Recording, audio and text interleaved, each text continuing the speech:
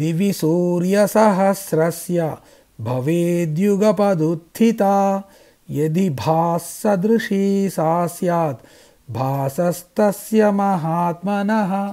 కళ్ళతో చూడలేనంత కాంతి, కళ్ళు మిరుముట్లు గొలిపింది. అది ఎంతటి కాంతి అంటే వేలాది సూర్యులు ఒక్కసారిగా కనబడితే ఎంత కాంతి ఉంటుందో అంత కాంతి. ఇక్కడ ఒక విషయం గమనించండి. మన శాస్త్రజ్ఞులు చెప్పిన ప్రకారము మన సూర్యుడు ఒక మధ్యతరగతి నక్షత్రము. ఇటువంటి సూర్యుడు వంటి నక్షత్రాలు ఈ పాలపుంతలో కోట్లాది ఉన్నాయి. ఇటువంటి పాలపుంతలు అనంత విశ్వంలో కోట్లాది ఉన్నాయి. అంటే సూర్యుడు వంటి నక్షత్రాలు అనంత విశ్వంలో కోటాను కోట్లు ఉన్నాయి. అవన్నీ ఒక్కసారి చూచేసరికి అర్జునుడికి కళ్ళు బైర్లు కమ్మాయి. మనం మన కంటితో ఒక సూర్యుడినే సరిగా చూడలేము. అన్ని కోట్ల సూర్యుని ఎలా చూడగలము? కాబట్టి అర్జునుడు తన మనోనేత్రంతోనే ఈ అనంత విశ్వాన్ని దర్శించాడు అని తెలుస్తూ ఉంది. ఆ విషయాన్ని సంజయుడు విపులంగా చెప్పాడు. కానీ ఈ విషయం ధృతరాష్ట్రుడికి అర్థమై ఉండదు. ఎందుకంటే ఆయన సూర్యుడినే చూడలేదు, కేవలం వేడిని అనుభవించాడు. మరి వేలాది సూర్యులు ఎలా ఉంటారో ఆయనకు ఎలా తెలుస్తుంది? ఒక సూర్యుడి తాపమే తట్టుకోలేకపోతుంటే ఇంకా వేలాది సూర్యుల తాపం ఎలా ఉంటుందో ఊహించుకొని ఆశ్చర్యపోయాడు ధృతరాష్ట్రుడు. త్రైకస్థం జగత్కృష్ణం ప్రవిభక్తమనేకధా అపశ్యద్దేవదేవస్య శరీరే పాండవస్తదా.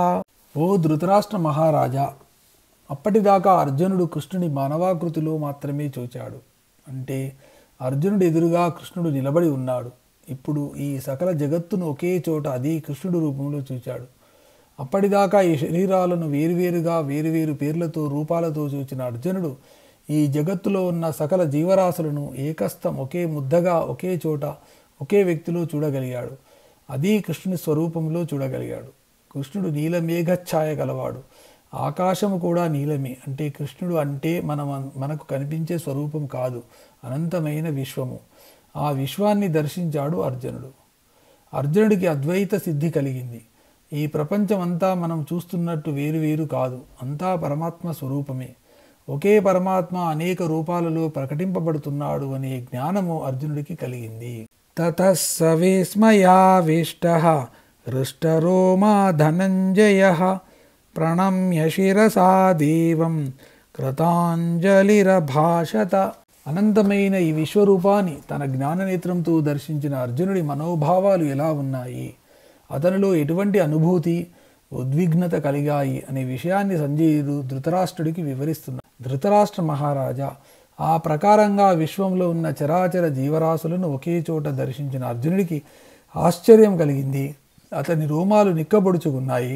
ఒళ్ళంతా గగుర్బాటుకు లోనైంది. తల వంచి కృష్ణుడితో భక్తితో నమస్కరించాడు. అర్జునుడి నోటి నుండి ఏవేవో మాటలు వెలువడ్డాయి. అవేంటివో చెబుతాను విను అని సంజయుడు ధృతరాష్ట్రుడితో అన్నాడు. శ్రీకృష్ణుడు అర్జునుడితో విశ్వరూపం చూడమని చెప్పిన తర్వాత ఏమీ మాట్లాడలేదు. తన మనోనేత్రంతో విశ్వరూపాన్ని దర్శించిన అర్జునుడి ఒళ్ళు గగుర్పొడిచి చెమటలు పట్టి ఆశ్చర్యంతో నోట మాట రాలేదు.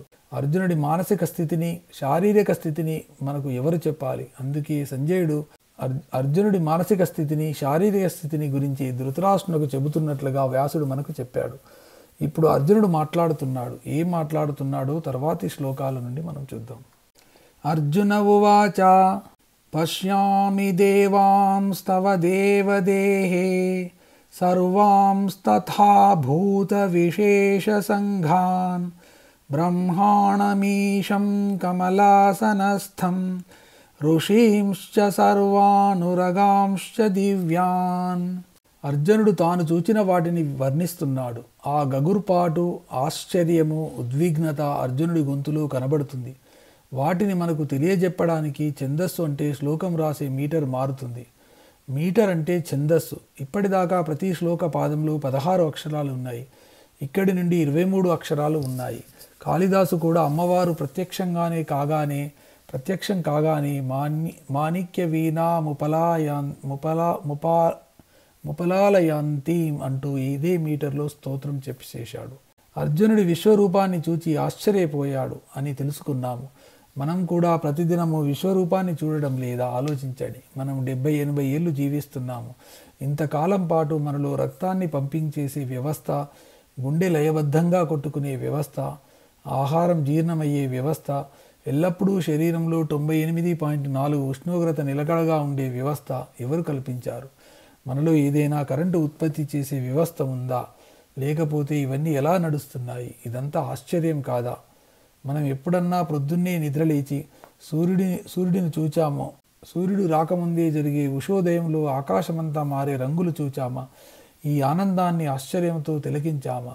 సూర్యుడు అలా అలా నెమ్మదిగా తన కిరణకాంతులను విరజిమ్ముతూ పైకి రావడం చూచామా? ఇదంతా ఆశ్చర్యం కాదా? ఎండాకాలంలో మహాసముద్రాలలో ఉన్న నీరు ఆవిరిపై మేఘాల రూపంలో నిలువ ఉండి వర్షాకాలం రాగానే జోరున వాన రూపంలో కురవడం విచిత్రం కాదా? ఇదంతా ఒక నియతి ప్రకారం జరగడం లేదా? మానవుడు మరణించగానే ఆయన దేహంలో ఉన్న గాలిలో పదార్థము మట్టిలో కలిసిపోయి ఆ మట్టిలో నుండి మొక్క మొలిచి అందులో ధాన్యం పండి ఆ ధాన్యము మనం తిన్నది రక్తంగా మారి ఆ రక్తం వీర్యంగా మారి ఆ వీర్యం స్త్రీ శరీరంలో ప్రవేశించి అండంగా పిండంగా మారి మరలా శరీరంగా బయటకు రావడం ఆశ్చర్యం కాదు. ఇదంతా మనం ఎప్పుడైనా నిశితంగా గమనించామా?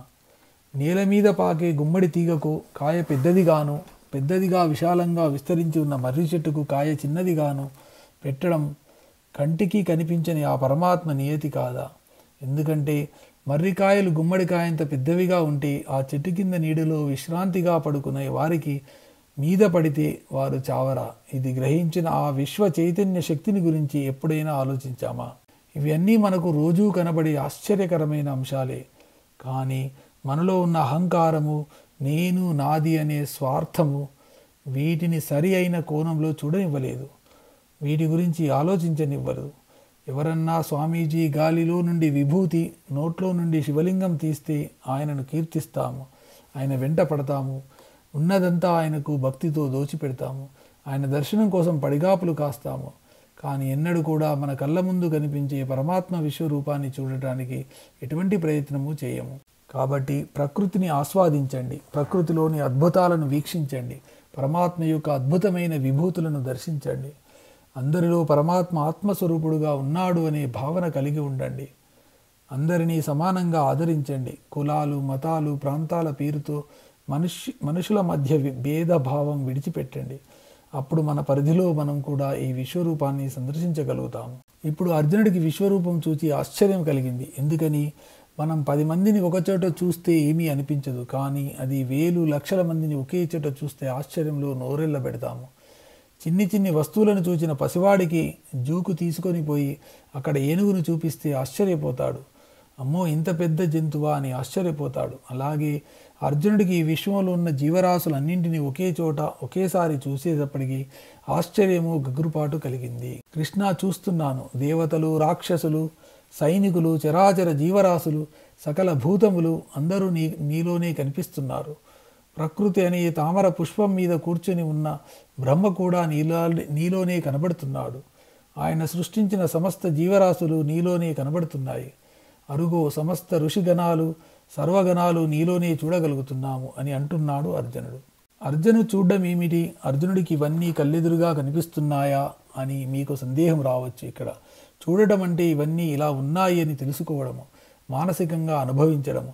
హైదరాబాదులో ఉండి కళ్ళు మూసుకుంటే మనం ఇదివరకు చూసిన అమెరికా మన కళ్ళ ముందు కనబడుతుంది. నిజంగా కనబడిందా అంటే లేదు, కేవలం మానసిక చర్య. అలాగే అంతకుముందు విభూతి యోగంలో చెప్పబడిన విషయాలను తన మనోనేత్రంలో అర్జునుడు దర్శించాడు అని వ్యాసుల వారు మనకు తెలియజేస్తున్నారు.